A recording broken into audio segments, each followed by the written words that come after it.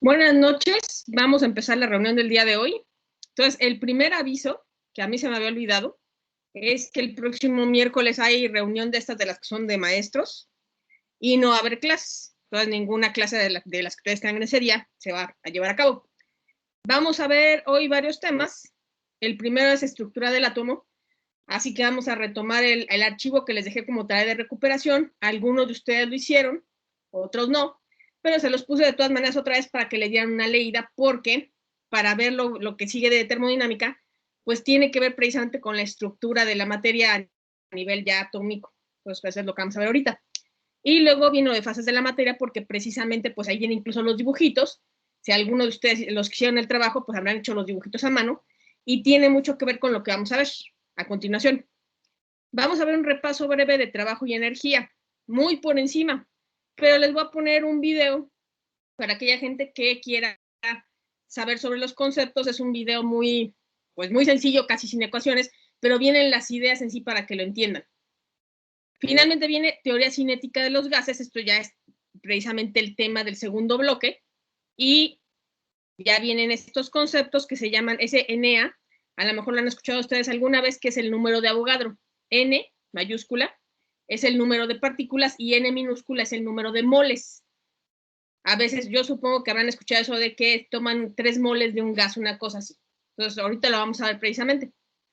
Finalmente, para el día de hoy vamos a ver la masa atómica, que se ve reportada en una tabla periódica, así tal cual, y la masa molar, que se puede, aquí lo vamos a utilizar precisamente ese mismo numerito que viene en la tabla periódica, nada más que aquí va a ser aproximado, vamos a tomar un valor aproximado. Entonces vamos a pasar con el primer tema, que es el de estructura del átomo. Como ahorita tienen sus micrófonos desactivados, van a poder, si quieren hacer algo, van a poder levantar la mano o pueden ponerla en el chat, cualquiera de las dos cosas. Al rato ya activo los micrófonos, ya que toda la gente haya entrado, y ya si la gente comete alguna fechoría, pues ya saben que les quito 2 décimas, es lo que va a ocurrir. La gente tiene que ser responsable con el uso de los micrófonos. Pues voy a compartirles el primer archivo, que es el de estructura de la materia. Vamos a ver del átomo. Entonces les digo, ustedes, algunos de ustedes ya lo conocen, van a ver otra vez lo mismo. Ahora, esto de pasar trabajos a mano, pues es tramposo, engañoso, porque no necesariamente la gente pone atención cuando está pasando un trabajo a mano. A veces la gente lo hace de manera automática, entonces por eso pues no me agrada mucho, pero pues va a haber gente que va a probar con este tipo de trabajos, ¿no? Pero pues bueno, ni modo. Entonces tengo este primer archivo que se llama estructura del átomo, y lo que dice es esto. Si yo estoy cocinando un pastel de manzana, y admitirá alguien, pues yo sé que necesito diversos ingredientes. Y esos diversos ingredientes a su vez están hechos de otra cosa. Ustedes ya a este nivel pues ya lo saben. Las manzanas precisamente saben que tienen agua. Entonces, si tienen agua las manzanas, van a tener hidrógeno y oxígeno. Y las manzanas también tienen carbono, porque prácticamente toda la vida en el planeta Tierra es base carbono. Todos, sean quien sea, ¿no? Ya sean hongos, o sean plantas, o sean los humanos, todos. Entonces, ¿de dónde provienen esos átomos? El hidrógeno, ya habrán ustedes escuchado, pues ese sí se hizo en el Big Bang. La primera se llama la gran explosión, el primer instante del universo. Todos los demás se fueron formando, los hidrógeno, helio, litio, berilio, etcétera. Los más ligeros sí se formaron un poco después del Big Bang, pero los que son elementos muy pesados, esos no. Esos a fuerzas requieren de condiciones muy extremas para formarse. Se forman en el interior de las estrellas, ahí es donde se cocinan. Entonces dice, tomamos la tarta de manzana y vamos a cortarla a la mitad. Luego la corto a la mitad, me queda un cuarto. La corto a la mitad, me queda un 16avo, y así procedo. ¿Cuántos cortes tengo que hacer para llegar yo a un átomo? Entonces, de hecho, aquí dice, ¿no? Hay 90 cortes sucesivos. De todas maneras, yo no puedo hacer esos 90 cortes sucesivos porque ustedes se lo imaginan. Si empiezo a hacer cortes, llega el punto en que ya ni siquiera veo, no puedo distinguir. Se va a deshacer la torta y ni siquiera voy a poder distinguir qué cosa. Hace más de 2000 años precisamente nació la idea del átomo, y los griegos fueron los primeros que propusieron esta idea del átomo. Y la idea era precisamente esta: si yo empiezo a cortar una sustancia, ¿en qué punto llego hasta eso que se llama átomo? Átomo, la raíz de la palabra es precisamente sin división. ¿En qué punto ya llego hasta que ya no puedo dividir nada? Hasta que ya nada más tengo la unidad que es fundamental, que sería el átomo, precisamente. Entonces, aquí lo que les dice Carl Sagan es el autor de este texto, de la gran mayoría de este texto. Entonces, aquí se los puse para de estructura del átomo. No, les puse la bibliografía y presente les puse la parte son del libro de Carl Sagan que se llama Cosmos. Cosmos fue un libro muy exitoso por ahí de los 80s en todo el mundo. Y luego científico que se llama Carl Sagan también hizo una serie de televisión. Fueron capítulos muy exitosos y la gente le gustó mucho porque estaba explicado de manera muy bonita. Y de ahí salieron mucha gente que quiso estudiar ya sea física o astronomía. Entonces decía, pues lo que nos dice Carl Sagan precisamente es esto, pues yo tengo que cortar un montón de veces para llegar a una unidad que no tenga división. Quiero llegar a algo que no tenga división, que sea de verdad una partícula fundamental. Entonces aquí tengo el modelo de átomo de Bohr. Supuestamente en este curso uno tendría que ver los modelos de átomo. El problema es que el temario es demasiado extenso. Yo en los años anteriores incluso no he alcanzado a ver lo de modelos de átomo porque es demasiado material. Ahorita para este curso que es en línea, tuve que cortar cosas y de hecho ya no vamos a alcanzar a ver el material del tercer parcial. Yo voy a alcanzar a ver el material del primero y segundo parcial. El segundo parcial es todo lo de termodinámica. Tercer parcial pues tiene que ver un poco con esto, precisamente, modelos de átomo. Y por lo menos aquí está el átomo de Bohr, que seguramente ustedes ya conocen, que es que se ve así, que hay un núcleo, y en el núcleo hay partículas que se llaman protones y neutrones. Los protones, aquí los puse con color rojo para decir que son partículas con carga positiva. Los neutrones son partículas que no tienen carga. Y luego hay unas cositas que se llaman electrones que van a estar girando como si fueran planetas alrededor del Sol. Entonces voy a pensar en este modelo como si el núcleo fuera el Sol y luego va a haber aquí los electrones girando alrededor de ese Sol, por así decirlo, como si fueran planetas. Pero son electrones. Entonces aquí este es un átomo de helio. El helio es el segundo elemento en la tabla periódica y es el segundo elemento porque tiene 2 protones. Ahí están los 2 protones. Entonces, si yo veo este dibujito, voy a decir, ese es el helio. Nada más de ver ese dibujito, luego.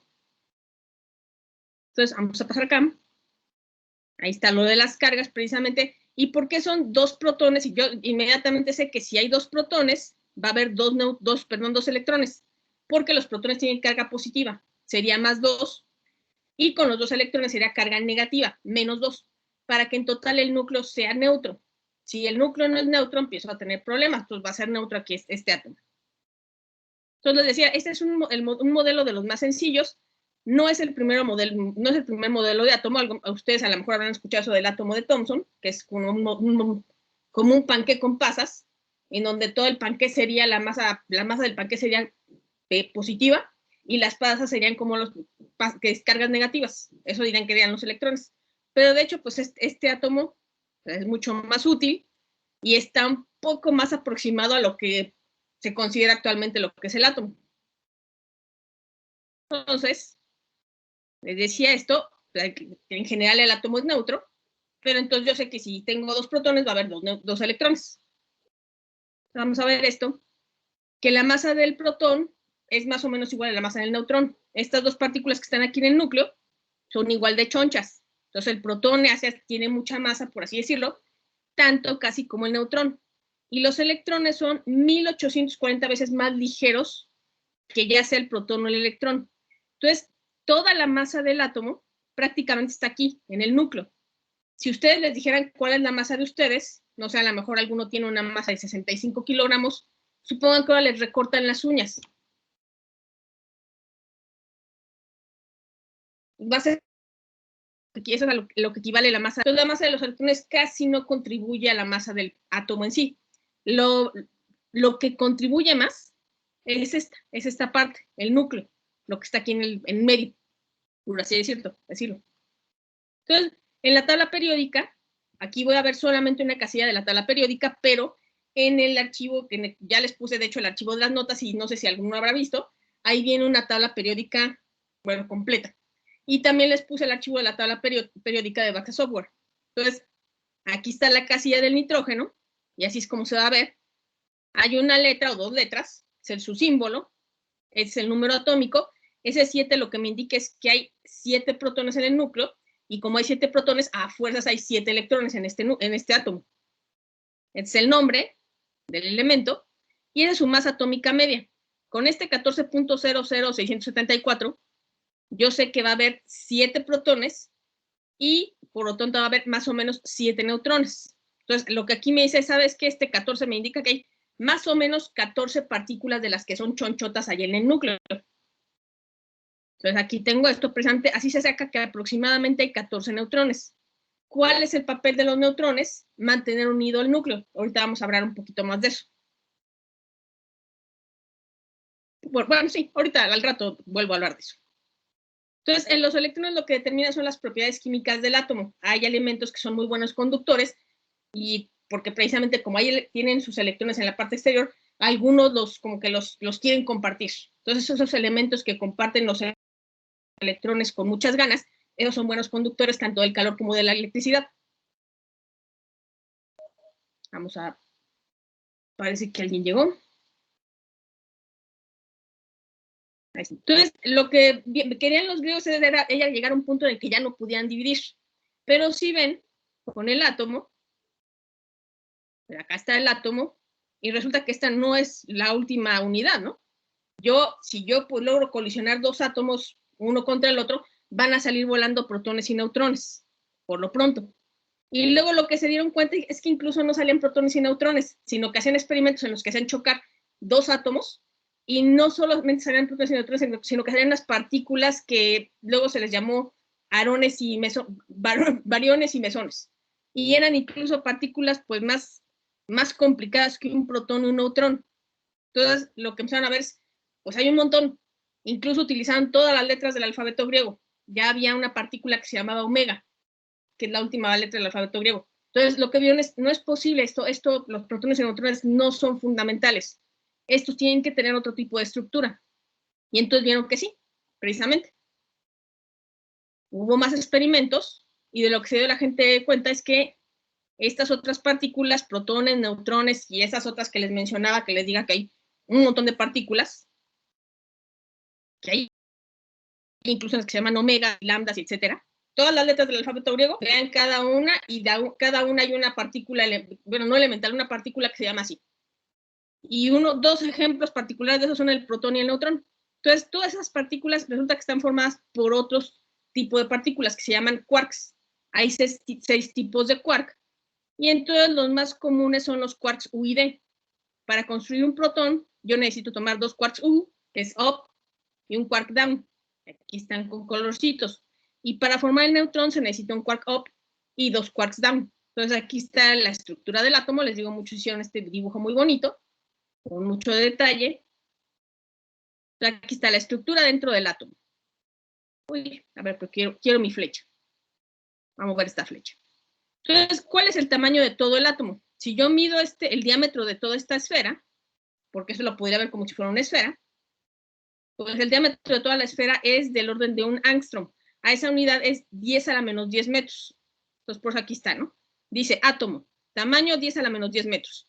Uno está acostumbrado a que si le dicen 1 milímetro, yo sé que es 10 a la menos 3 metros. Bueno, pues un angstrom es 10 a la menos 10 metros. Si yo me voy al tamaño del núcleo, dice que el tamaño del núcleo es 10 a la menos 14. O sea, es 10,000 veces más pequeño que el tamaño del átomo. Es una cosita de nada. Aquí esto no está a tamaño realmente, ¿no? Si yo quisiera dibujar este tamaño, me dan acá estos datos. Bueno, pero ahorita vemos. Tendría que dibujar una bolita del núcleo 10,000 veces más chiquita que el tamaño total del átomo. Entonces aquí no lo puedo poner. No lo puedo hacer escala, como cuando hago el modelo escala del Sol y la Tierra, pues lo voy a dibujar a otra escala porque si no, no alcanza a ponerlo, no se alcanza a ver en el dibujo. Aquí tendría que poner, si fuera esto el tamaño real, tendría que poner aquí para el núcleo un puntitito demasiado chiquito que ni siquiera alcanzaría a ver. Y luego lo otro, pues de aquí en fuera, todo este otro espacio pues va a ser espacio vacío, porque no hay nada, lo que hay son electrones, y ya ven que los electrones son todavía más chiquitos. Aquí voy que neutrón y protón, su tamaño es de 10 a la menos 15, o sea, que sería 100,000 veces más chiquito que el tamaño del átomo. Entonces voy a ver aquí, si ven aquí está este UUD, que eso es lo que me dice que es un protón. Y para ver qué es un protón, le voy a poner aquí un círculo rojo. Entonces esos 3 quarks ahí juntitos, ese es un protón. Acá tengo otro protón. Acá voy a tener un neutrón, que es de DU, y acá tengo el otro neutrón. Ahí está, ¿no? Si yo los englobara todos. Entonces ahí tengo 2 protones y 2 neutrones. Esto precisamente es un modelo otra vez del átomo de helio. Ahí están los 2 electrones por acá también, ¿no? Que van a estar girando. O está esta nube de electrones, le llaman. Entonces, si bien son muy pequeñitos, acá hay una comparación y lo que dice es lo siguiente. Supongan que ustedes quieren hacer este modelo a escala real. Entonces, hagan estos circulitos, hace el círculo rojo o el círculo verde de 10 centímetros. Si lo hacen de 10 centímetros, entonces los quarks y los electrones tendrían que medir menos de 0.1 milímetros de diámetro. Y el diámetro del átomo entero tendría que ser de 10 kilómetros. Imagínense, ¿no? Esta bolita de 10 centímetros y luego todo el átomo completo tendría que medir 10 kilómetros de diámetro. Es una cosa enorme. Entonces, por lo que uno dice, bueno, ¿por qué está todo ese espacio vacío? ¿Cómo es posible que si junto un átomo con el otro, ¿por qué no se traspasan? Y ahorita vamos a ver qué es eso, ¿no? ¿Qué es lo que está ocurriendo? Entonces, ahora sí, pareciera que los quarks y los electrones sí son partículas elementales. Entonces, esto que está aquí está así tan chiquito que mide 10 a la más 18 metros, ese sí ya no tiene estructura interna. Cuando yo veo un electrón, esa sí es una partícula elemental. Y cuando yo logro ver un quark, pues eso también va a ser una partícula elemental. Pero lo que se propone actualmente con la teoría de cuerdas es que tampoco son partículas elementales así, sino que son vibraciones de cuerditas. Esa es la teoría de cuerdas, precisamente. Y cómo se manifiesten, ya sea que se manifiesten como quark como electrón, depende de en qué modo está vibrando la cuerda. Y luego viene esta pregunta. Vamos a admitir. Viene esta pregunta. Yo aquí en el núcleo tengo 2 cargas positivas. Los neutrones no tienen carga, ¿no? De esos que tienen color verde, no tienen carga. Vamos a llevarnos otra flecha para acá. Entonces acá tengo estas 2 bolitas que las puse con color rojo. Entonces saben ustedes que las cargas de signo contrario, del mismo signo se repelen. Así que esta que es carga positiva va a repeler esta carga positiva. Si están así de juntos, lo que yo entendería es que inmediatamente tiende el núcleo a deshacerse. Pero para eso precisamente están los neutrones. Los neutrones, les decía, aquí estos 2 se repelen por la fuerza eléctrica, porque son de la misma carga. Estos que no tienen carga, con lo que actúan es a través de la fuerza nuclear fuerte. La fuerza nuclear fuerte actúa para mantener juntas estas 2 cargas y solamente actúa a distancias muy cortitas, muy pequeñitas. Entonces, a esta distancia pequeñita dentro del núcleo, los neutrones lo que hacen es mantener todo junto para que el núcleo no se deshaga. Y ahorita vamos a abundar sobre eso ya en el material de la teoría. Entonces les decía, para nosotros es como que tenemos muy claro, o vemos cosas en la vida normal, en la que vemos precisamente que 2 cargas se repelen o 2 cargas se atraen. Esa es la fuerza electromagnética. También vemos, por ejemplo, cuando 2 imanes se atraen o se repelen. Con eso sí tenemos, bueno, lo tenemos más o menos que lo hemos visto en la vida de siempre, ¿no? La otra es la gravedad. Pues vemos que la Tierra atrae al Sol y el Sol atrae a la Tierra. Entonces, por eso la Tierra está dando vueltas alrededor del Sol. La Luna atrae a la Tierra y la Tierra atrae a la Luna. Y por eso la Luna, pues, está dando vueltas alrededor de la Tierra. Y luego están estas fuerzas. La fuerza nuclear fuerte, que hace que el núcleo se mantenga todo junto. Y hay otra fuerza que se llama fuerza nuclear débil. Esa es la que aparece en los procesos radioactivos, cuando decae un elemento. Entonces, esas son las 4 fuerzas de la naturaleza.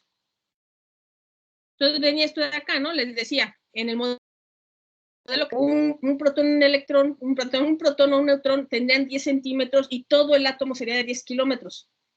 Hay un montón de espacio que estaría vacío, aparentemente.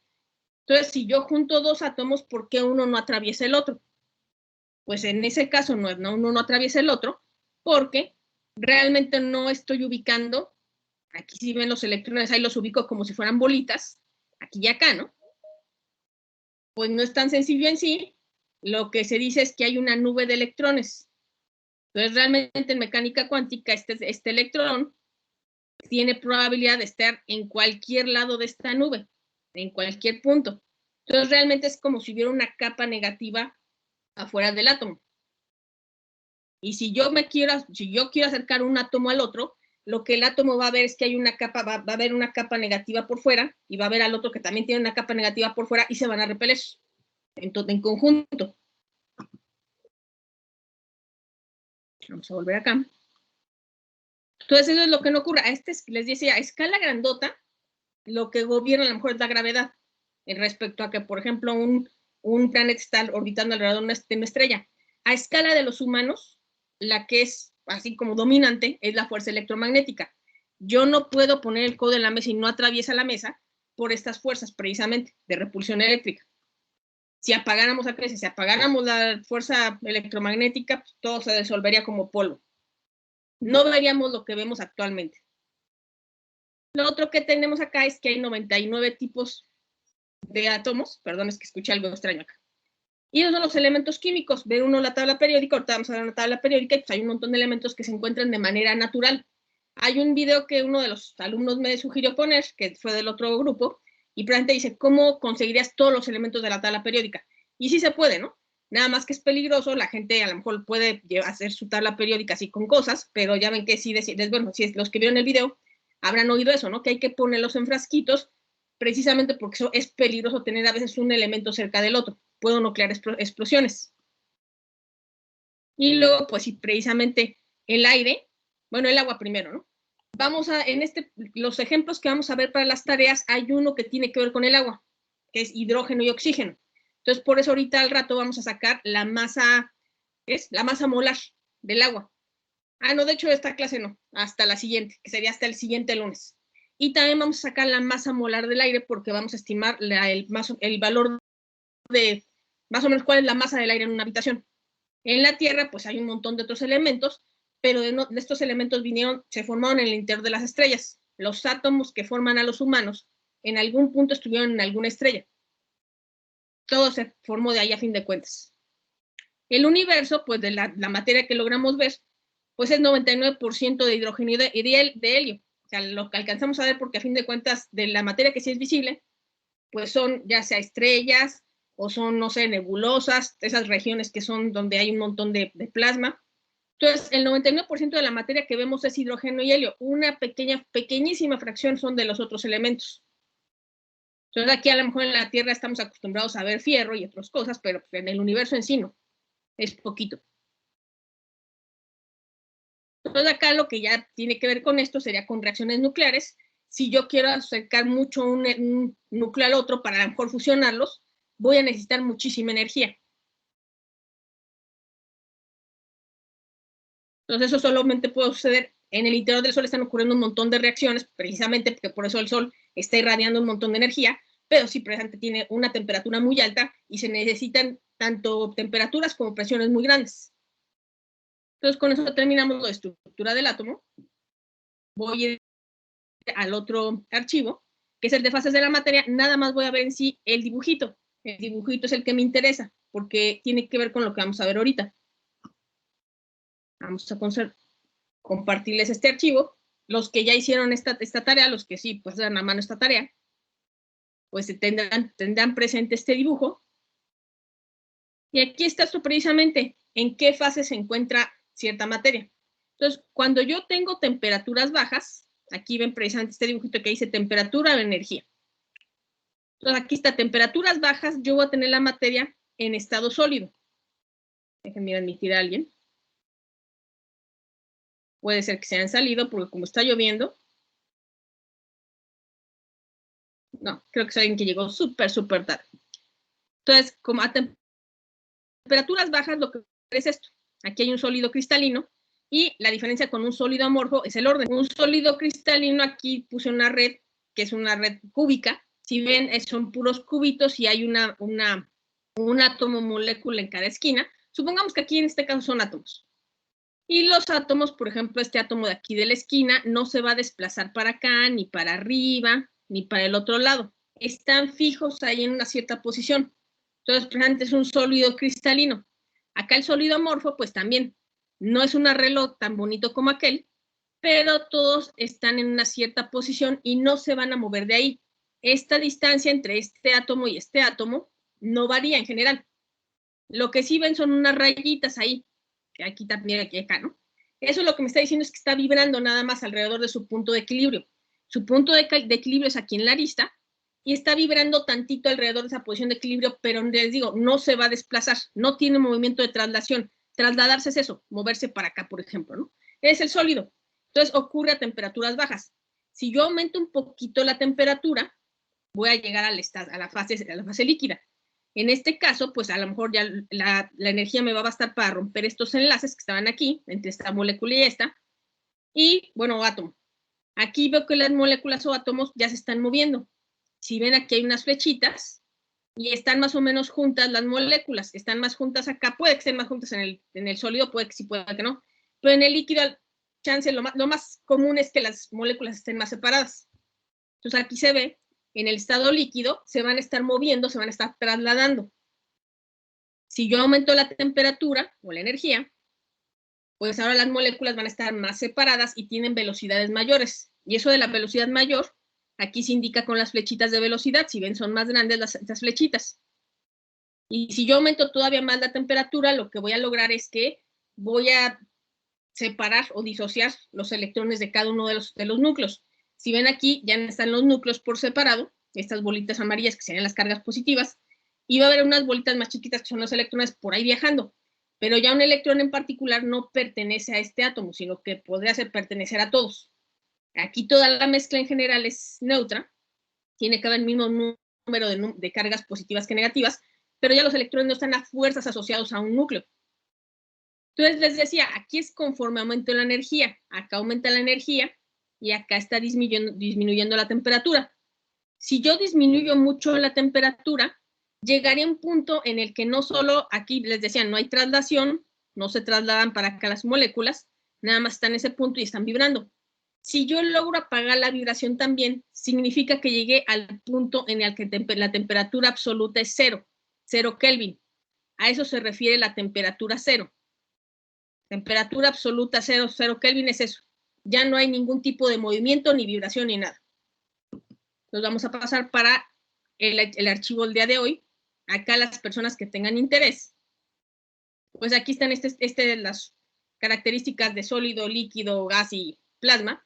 Los que vayan a un examen de admisión en el Politécnico, sí viene esta pregunta. Viene del lado de la columna del lado izquierdo, alguna descripción, y del lado derecho viene así, ¿no? Sólido, líquido, y uno tiene que asociar las columnas.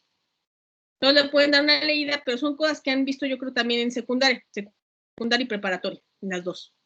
Y pues ya pueden venir a ver esta otra clasificación. Entonces vamos a ver el archivo del día de hoy, los temas del día de hoy, pero precisamente ya me puedo basar en lo que acabamos de ver.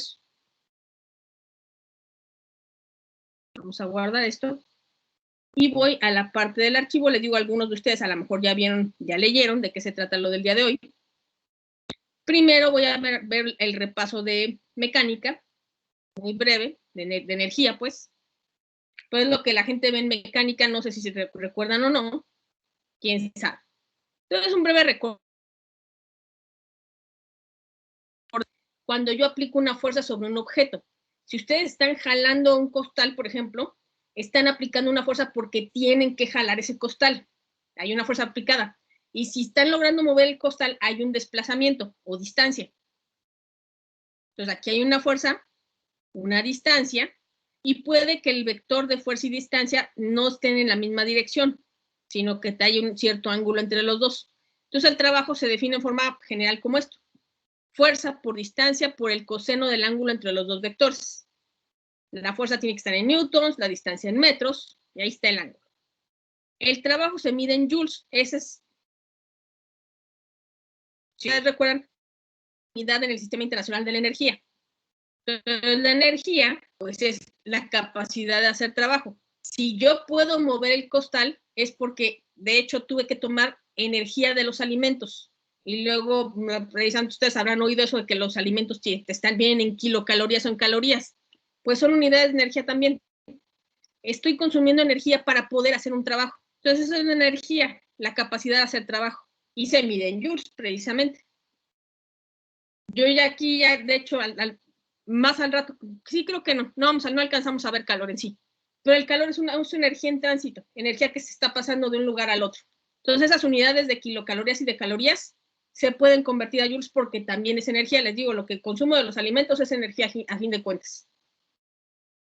Tengo esta definición para la energía cinética. Cualquier cosa que tenga masa y que tenga velocidad, le puedo calcular la energía cinética.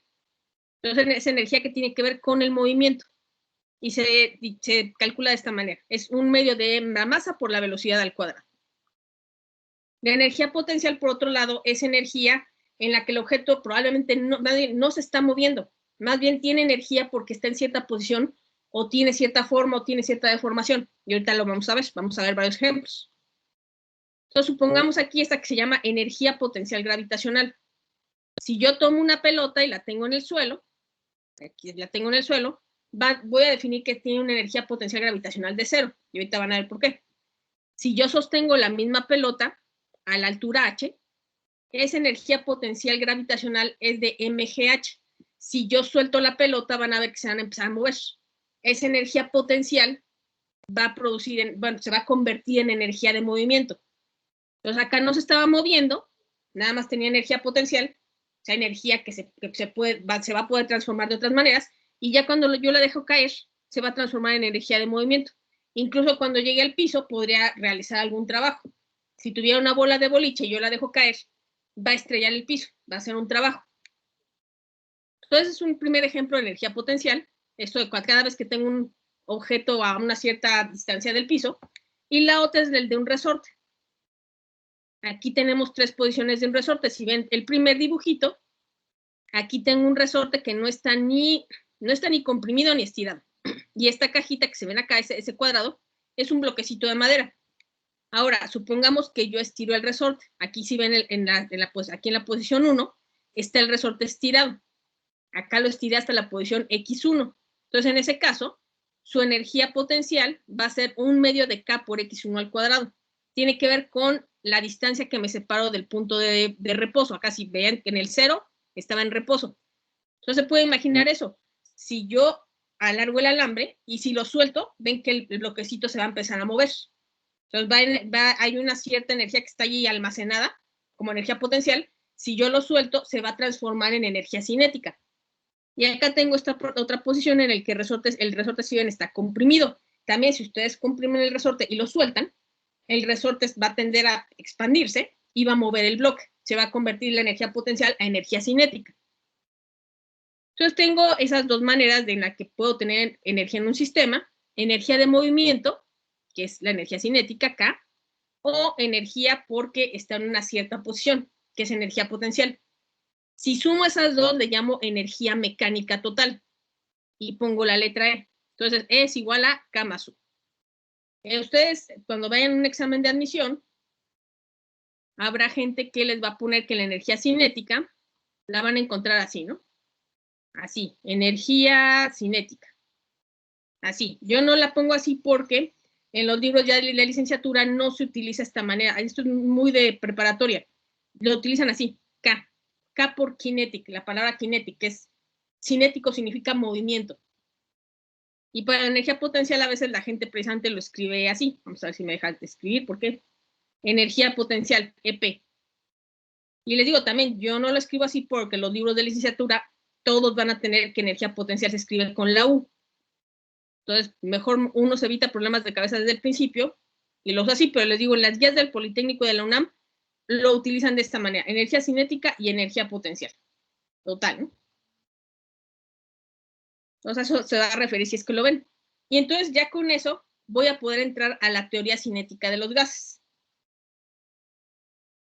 Entonces, esta teoría cinética, en lo que se basa es que tengo moléculas o átomos y se están moviendo para todos lados. Y ahorita vamos a ver hacia dónde va ese movimiento, precisamente. Entonces, va a haber una descripción de un gas que se llama gas ideal. Y esa descripción del gas ideal me sirve para gases a bajas presiones y lejos del punto en el que el gas se convierte en líquido. Entonces, bajo ciertas condiciones. En esas condiciones, todos los gases, sea quien sea el gas, sea de lo que esté hecho, de cualquier, de cualquier elemento que esté hecho, todos se comportan de manera igualita. Les puedo aplicar la misma ecuación, lo cual es muy, muy ventajoso.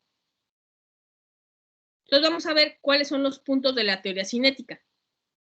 Entonces el primero es, hay un número de moléculas muy grandote, y ven que sí, ¿no? Precisamente como los átomos, en un volumen, el volumen que estamos acostumbrados para los humanos, caben muchísimas, y vamos a ver cuántas son ese número. Precisamente cada una de esas moléculas va a tener una masa m, vamos a ver, y tienen direcciones aleatorias.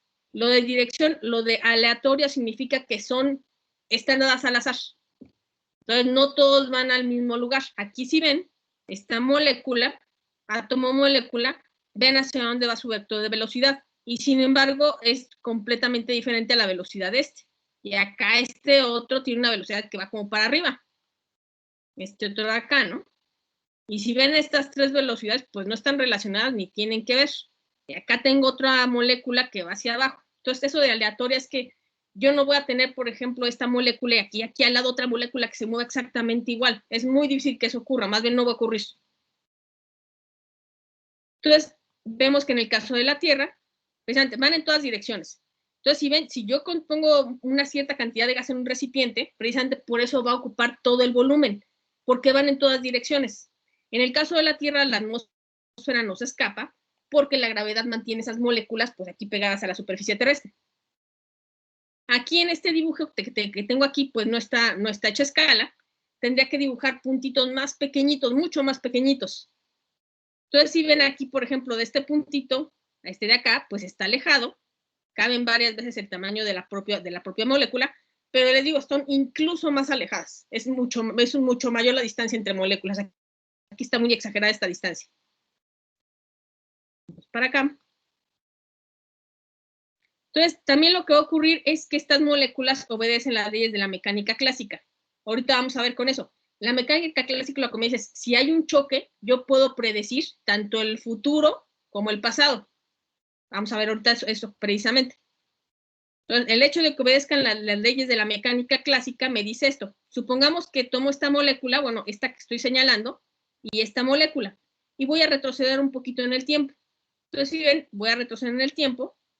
Este estaba por aquí, y esta la retrocedo en el tiempo, y este estaba por acá. Entonces, si ven, en algún punto del pasado, esas dos chocaron. Chocaron y luego evolucionaron a estar acá, está aquí, y está acá. Y como es mecánica clásica, yo puedo predecir que vinieron de allá y vienen a dar acá. Les digo, esto que estamos viendo aquí es un momento en el tiempo en el que saqué una fotografía y en ese momento en el tiempo estaba ocurriendo esto de esta manera. Ahora voy a fijarme en esta otra molécula. Entonces, si ven, si yo me voy hacia atrás en el tiempo, hacia el pasado, puedo predecir con la mecánica clásica que esto venía de por acá, había chocado y venía de por aquí. Entonces, en el tiempo pasado, esa molécula venía por aquí, chocó con la pared y luego se vino en este sentido. O podría pensar también, les digo, con acorde a las leyes de la mecánica clásica, esta otra molécula, si ven, se está dirigiendo hacia la pared, pues va a venir para acá, va a chocar y va a salir en esta dirección. Entonces, a eso se refiere con que obedecen las leyes de la mecánica clásica. Si ven, precisamente van a ocurrir estas colisiones, pero este intervalo en el que ocurra la colisión va a ser muy, muy pequeñito, muy breve. Prácticamente no van a interaccionar. Vino aquí, por ejemplo, esta con esta, ocurrió el choque, ocurrió rapidísimo, interaccionaron y esta ya sale para acá y esta sale para acá. Y de aquí a que esta molécula vuelva a chocar con otra va a pasar mucho tiempo, mucho tiempo para que vuelva a ocurrir un choque. No se refiere esto de acá a esta otra cosa, ¿no? Las colisiones son de muy corta duración en comparación con el tiempo que ocurre entre colisiones. Entonces vamos a poder ignorar la energía potencial asociada con las colisiones. Nos va a importar sobre todo la energía cinética, o sea, la de movimiento. Esta energía que surge porque se están trasladando todas las moléculas, ese movimiento de traslación. Entonces vamos a ver algo que se llama energía interna de un gas. ¿De qué está compuesta? Vimos que presente tenía esa expresión de energía es igual a energía cinética más potencial. Pues la energía cinética, la energía interna de un gas va a estar compuesta por eso mismo. Va a estar la energía de movimiento de todas las moléculas, tengo que sumar sobre todas las moléculas, y va a haber una energía asociada a la energía potencial de las moléculas. Voy a poder despreciar esto porque presente es lo que dije, ¿no? las colisiones, ese momento en que ocurre la colisión es muy breve comparado con el tiempo entre colisiones. Entonces, lo que va a dominar está asociado con la velocidad de traslación de cada una de las moléculas, o sea, estas flechitas. Lo que me va a importar es esta velocidad de traslación de cada una de las moléculas. En las ve, ¿no? El tiempo en que ocurre en el choque va a ser tan pequeño que no va a afectar tanto, y el término dominante va a ser ese. Y entonces, precisamente, ese movimiento, que es de traslación, va a estar asociado con la temperatura. La temperatura es una medida de qué tan rápido se están moviendo las moléculas. Están nuestros otros modos de movimiento de las moléculas. Si ven, las moléculas, aquí tengo un modelo de molécula que aquí hay un átomo, aquí hay otro átomo, y están unidas por un resortito. A veces las moléculas van a estar un poquito más cerca, a lo mejor separarse. Y también la molécula va a poder rotar, va a estar girando alrededor de un cierto centro de rotación. Pero para las temperaturas que vamos a estar viendo para los gases ideales, el movimiento importante va a ser el movimiento rotacional. Para las temperaturas más altas o energías más altas, sí va a ocurrir este tipo de movimiento, de vibración. Y también el de rotación, incluso se aumenta más la temperatura todavía. Pero para el caso de gases ideales, lo que domina es el movimiento de traslación. Estas flechitas que vimos acá. Y les digo, largo de cada flechita, pues es una medida de la temperatura. Si la temperatura es más alta, significa que las velocidades son más altas. Si la temperatura es más baja, tendría que dibujar flechas más chiquitas. Vamos para acá. Y vamos a ver esto del número de Avogadro que les decía. Esto no lo corregí en el archivo, creo que no lo corregí en el archivo que les puse. Este debe ser un A mayúscula, porque es el número de Avogadro. Vamos a ponerlo. Y así. Entonces el número de Avogadro, Na. Entonces este va a ser un número especial, ahorita vamos a ver a qué se refiere ese número. El número de partículas es fácil de interpretar porque yo voy y cuento cada molécula una por una y el número que me salga. Si me salen 1000 millones, pues ese es el número de partículas. Y también vamos a explicar qué es el número de moles. Entonces el número de Avogadro es un número muy particular que es igual a 6.02 por 10 a la 23 moléculas o átomos. Entonces poniendo los números, son 600,000 millones de millones de millones. Es una cantidad exageradamente grande. Yo no la voy a estar escribiendo de esta manera, sino que la escribo en notación científica estándar. Si ven, aquí está el número entre 1 y 10, y acá está una potencia de 10. Entonces así lo escribo. No voy a estar cargando por todos lados a decir 600,000 millones de millones. No, 6 por 10 a la 23.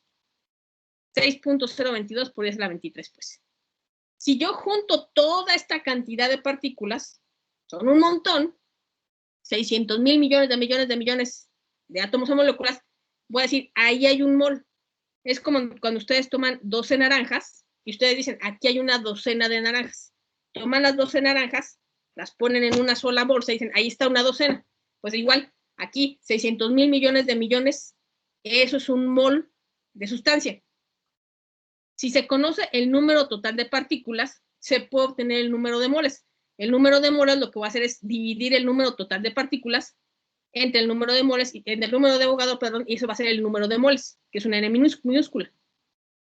Entonces vamos a ver, por ejemplo, cuando a mí me dicen, ¿tiene usted un mol de gas? Entonces, lo que a eso se refiere es que tengo 6.02 por 10 a la 23 partículas, una vez un mol, una vez el número de Avogadro, perdón. Si tengo 1.5 moles, entonces tengo que multiplicar 1.5 por 6.02 por 10 a la 23, que me da un total de 9.03 por 10 a la 23 partículas. Si me dicen 8.4 moles, entonces tengo 8.4 por el número de Avogadro. Eso me da un total de 5.0568 por 10 a la 24 partículas. Y les decía, es lo mismo con las docenas de naranjas. Si a mí me dicen, ¿tiene usted una docena? Pues el total de naranjas son 12. Si me dicen, ¿tiene usted 2 docenas? Pues el total de naranjas son 24 naranjas. Es lo mismo, aquí, es la misma idea. Y por último, pero no es tan breve este tema, nos llevamos un rato, vamos a ver la masa atómica y la masa molar mu. Este símbolo que ven aquí es la letra griega mu, que ahí la ven, ¿no? Ese símbolo. Entonces, esta tabla periódica que ahorita ven es la tabla periódica que les puse también ahí en el grupo. creo que sí está en los dos, en el de Teams y en del de Facebook, y ahí están los elementos, y precisamente esto es lo que vimos, este ejemplo, bueno, este de aquí, venía en el archivo ese de estructura de la materia, que está hecho para el nitrógeno. Ahorita vamos a ver la casilla. Vamos primero el del carbono. Vamos a ver la casilla del carbono que está aquí. A lo mejor no se ve. Voy a traerme la flechita para acá a ver si ahí se ve. Esa es la casilla del carbono que está indicada con el número 6. Es el sexto elemento de la tabla periódica. Entonces, ¿a qué se refiere que sea el sexto elemento? Precisamente. Ahí me voy a traer mi flecha porque sí la necesito por acá.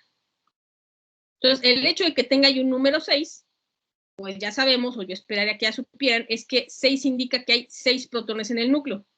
Y como el átomo es neutro, va a haber 6 electrones. Y luego hay un número, por ahí que voy a redondear.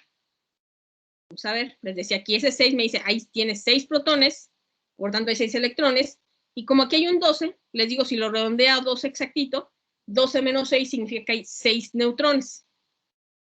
Entonces va a haber acá, vamos a verlo acá, no sé si les puse eso o no. Creo que no. Ahí está. Entonces viene esta explicación precisamente de que si yo redondeo ese número de la masa atómica, voy a poder decir que el carbono tiene 6 protones. Vamos a traernos esta flecha.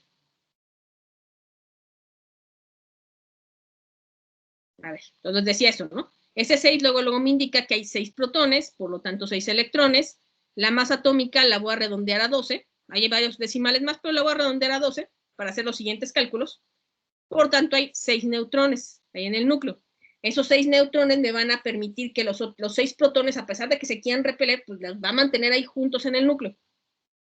Entonces, este elemento en particular, el carbono 12, bueno, el carbono pues se utiliza, y en particular el carbono 12, para definir el mol, precisamente. Entonces, lo que se dice es que en 12 gramos de carbono 12 hay un mol de átomos de carbono 12. ¿Por qué se especifica que es carbono 12? Si ven aquí, el carbono 12 va a tener 6 protones y 6 neutrones, pero hay otros tipos de carbono. Hay carbono 13. Carbono 13 significa que hay 6 protones y 7 neutrones. Carbono 14 va a tener 6 protones y 8 neutrones. Me 14, ¿no? Entonces, ustedes han escuchado eso del método de carbono 14 porque precisamente es un tipo de carbono que decae muy rápido. Se va a pasar a ser otro tipo de carbono.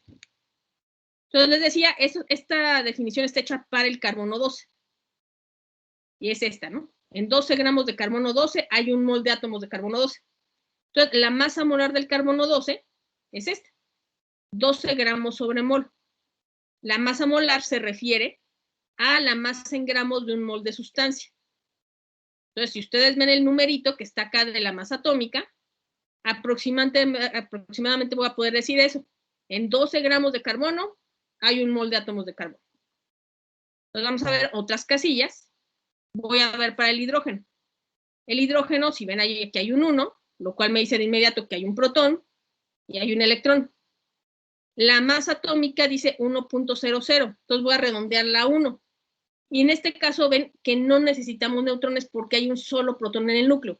Ese protón que está ahí solito no repele a nadie, entonces no necesita neutrones para estar bien.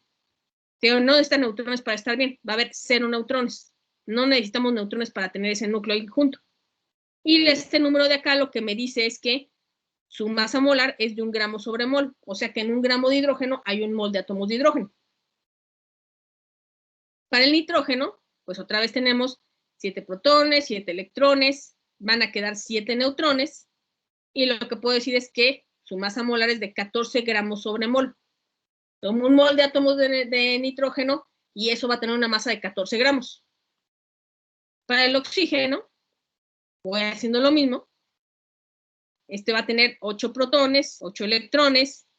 Aquí este 15.9994 lo voy a redondear a 16. Y por lo tanto voy a decir, ¿cuál es esta? 16 gramos sobre mol. Entonces ven que ahorita puse estos ejemplos. Aquí puse el hidrógeno, si ven, hidrógeno y oxígeno,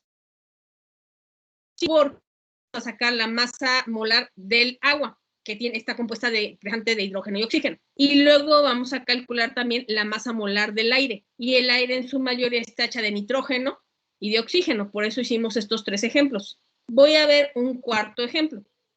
Entonces, si ven, en estos primeros ejemplos, acá si ven, había, en este acá, hay 7 protones y 7 neutrones. 7 partículas chonchotas y otras 7 partículas chonchotas. O sea, 14 partículas chonchotas. Y acá tiene 7 protones y hay 8, ¿cuál 7 protones? Hay 8 protones y hay 8 neutrones. Entonces, si ven, en los primeros elementos tengo prácticamente el mismo número de protones que de neutrones. Si estos 8 neutrones me van a bastar para tener a esos 8 protones ahí juntos en el núcleo y que no se quieran ir para todos lados, que no se quieran repeler. Si yo avanzo en la tabla periódica, vamos a ver esto. Aquí voy al mercurio. En el mercurio, 80 me dice que hay 80 protones. Ya que hay 80 protones, afuera hay 80 electrones. La masa atómica la voy a redondear a 201. Ahí si ven es un 200.59. Ahí está un 201. Por lo tanto, hay 201 menos 80 neutrones, o sea, 121 neutrones. Aquí si ven no es el mismo número. Aquí requiero para átomos con más protones, voy a requerir mucho más neutrones para mantener el núcleo pegado. Aquí si tengo 80 cargas positivas, que son los protones, van a tender a desgarrar el núcleo. Entonces, por eso necesito más neutrones, ahí que actúe la fuerza fuerte para que mantenga todo junto. Y en el caso del mercurio, pues su masa molar es de 201 gramos sobre mol. Entonces, la aclaración es la siguiente. En los cursos de química, a ustedes les van a dar estos números de las masas atómicas y les van a pedir que saquen a lo mejor la masa molecular de alguna cosa y sí van a tener que utilizarlo con un montón de decimales. Para los ejemplos que van a seguir para la siguiente clase, que es el siguiente lunes, sí vamos a usar valores muy redondeados, porque esos en cuanto a la física son suficientes para hacer ciertas estimaciones. Entonces les decía, en otros problemas, el problema de química, sí les van a pedir que utilicen esto con mucha precisión, con 4 decimales. Aquí para física no, va a ser aproximado y así va a venir, les digo, el ejemplo que vamos a ver en la siguiente clase y también el de la tarea. Estas casillas que acabamos de ver van a venir precisamente para el examen 2. Va a venir, ya ven que son preguntas de opción múltiple, y es este mismo el ejemplo que estuvimos viendo, y si ven aquí ya tenemos 4 ejemplos de cómo se saca esto. ¿Cuál es el número de electrones, de protones y de neutrones? Y la masa molar, ¿no? Ese tipo de cosas. Entonces, con eso se termina el material del día de hoy. Voy a volver al orden del día, que les voy a volver a compartir, para que la gente que llegó más tarde, pues, pueda decir algo. Y también, esperen, también voy a bajar de una vez la más vale.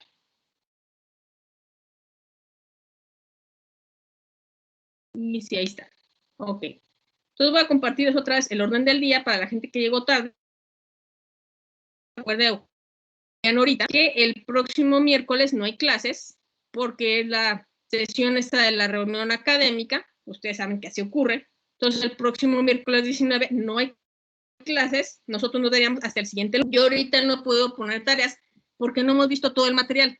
Entonces lo que voy a hacer ahorita en esta semana es poner los trabajos de recuperación, ya que son textos a mano. Los alumnos que quieran empezar a trabajar con eso lo pueden hacer. Los alumnos que no los quieran hacer, no importa porque va a haber también las tareas numéricas. Las tareas es que les digo, la siguiente tarea es calcular la masa del aire en una habitación y vamos a ver estas leyes, las de Avogadro y Boyle-Mariotte, este tipo de cosas. Entonces les decía, pues nos vamos hasta el siguiente lunes. Las personas que tengan alguna pregunta van a poder ahorita hacer su pregunta. Por lo pronto se activó el audio. Los que no tengan ninguna pregunta, pues ya se pueden retirar. Solamente quédense los que tengan alguna duda o comentario.